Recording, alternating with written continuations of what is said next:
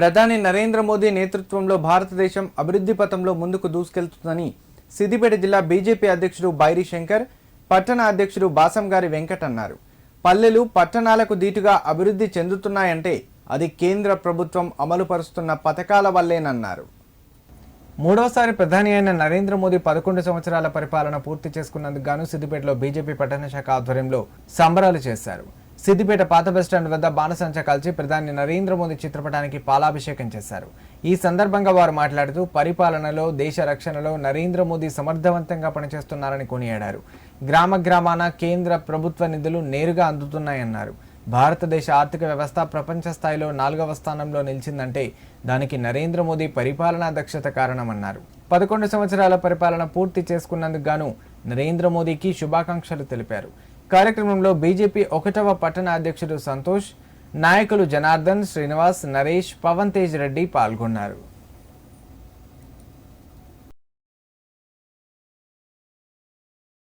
నేటితో నరేంద్ర మోడీ గారి పాలన 11 సంవత్సరాలు పూర్తయిన సందర్భంగా, అంటే 2 సార్లు ప్రధానమంత్రిగా 2 టర్మ్లు అయిన తర్వాత ఇది 3వసారి ప్రధానమంత్రిగా 1 సంవత్సరం దిగ్విజయంగా పూర్తి చేసుకున్న సందర్భం పురస్కరించుకొని సిద్దిపేట బస్టాండ్ సర్కిల్లో నరేంద్ర మోడీ గారి చిత్రపటానికి పాలాభిషేకం చేయడం జరిగింది. ఈ 11 సంవత్సరాలలో భారతదేశం ఎటువైపు పయనించింది అనేది ఒకసారి వెనుకకు తిరిగి చూసుకుంటే, మనం ఒకప్పుడు 10వ స్థానంలో ఉన్న భారతదేశం ఇవాళ 4th రిచెస్ట్ ఎకనామికల్ కంట్రీగా అవతరించిందంటే దానికి నరేంద్ర మోడీ గారి విధానాలే కారణమని తెలియజేస్తూ ఉన్నాను. అట్లా చెప్పుకుంటూ పోతే జాతీయ రహదారులు కానీ కేంద్ర ప్రభుత్వ నిధులతోటే ఇక్కడ రైల్వే నిర్మాణం ప్రాజెక్టు జరుగుతూ ఉన్నది.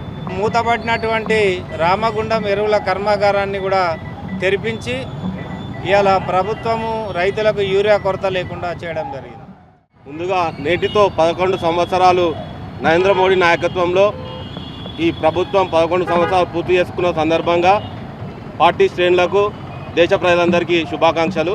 సిద్దిపేట పట్టణ శాఖ ఆధ్వర్యంలో నరేంద్ర మోడీ గారికి పాలాభిషేకం చేయడం జరిగింది.